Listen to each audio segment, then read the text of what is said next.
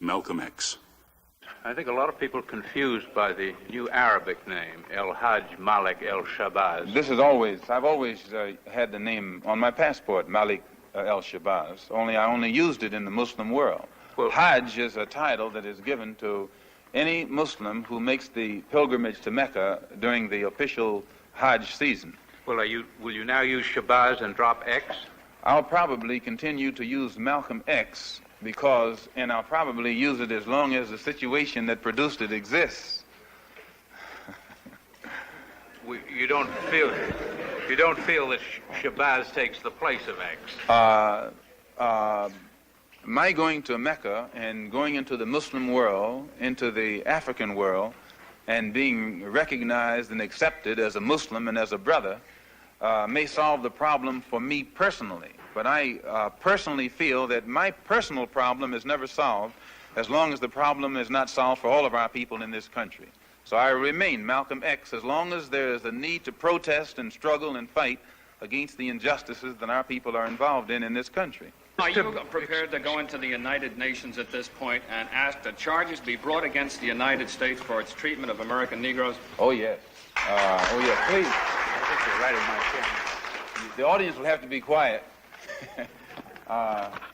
Yes, as I pointed out when I was during my traveling, that African nations and Asian nations and Latin American nations look very hypocritical when they stand up in the United Nations condemning the racist practices of South Africa and that which is practiced by Portugal and Angola, and saying nothing in the UN about the racist practices that are manifest every day against Negroes in this society. Even in South Africa, those Africans aren't faced with bayonets and aren't faced with police dogs. I would be not a man. If I was in a position to bring it in front of the United Nations and didn't do so, I wouldn't be a man. Malcolm, do you intend to lead the charge in the United Nations? Well, I find that to say you're going to lead something creates a lot of hostility, division, jealousy, and envy.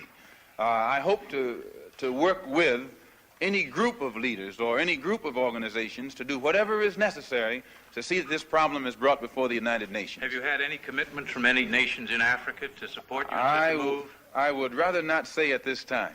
But one thing I found in my travels, all of them look upon us as their long-lost brother. You realize the implication is that you have had such commitments when you say... This is your interpretation of what I said. One thing that I found in all of my travels was that all of the Africans, not only the Africans, but the Asians and the Muslims, look upon us as their long-lost brothers. And America had actually tricked many of them into a hands-off policy by giving them the impression that she was honestly trying to do something to solve the problem. My argument over there was designed to prove that it is impossible for the United States government to solve the race problem. It's impossible. Malcolm, on your trip abroad, you said you sensed a feeling of great brotherhood and that conceivably you would be working toward integration in this country now.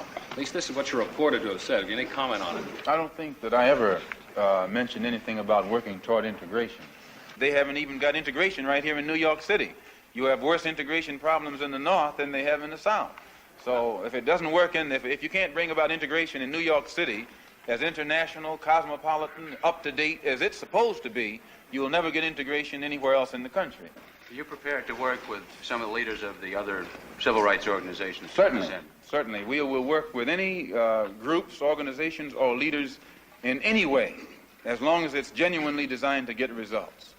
Does your new beard have any religious significance? No, not particularly, but I do think that you'll find black people in America, as they strive to throw off the shackles of mental colonialism, will also probably reflect an effort to throw off the shackles of cultural colonialism. And they may begin to reflect desires of their own, with standards of their own. Malcolm, your more controversial remarks was a call for black people to get rifles and form rifle clubs sometime back. Do you still favor that for self-defense? I don't see why that should be controversial. I think that if white people found themselves the victim of the same kind of brutality that black people in this country face, and they saw that the government was either unwilling or unable to protect them, that the intelligence on the part of the whites would make them get some rifles and shotguns and protect themselves. Now, Negroes are developing some kind of intellectual maturity too, and they can see that having waited upon the government to protect them has been a wait that has been in vain. So any of them who live in areas where the government is not able to do its job, then we do have to get together and do a job of protecting ourselves. No Negro leaders have fought for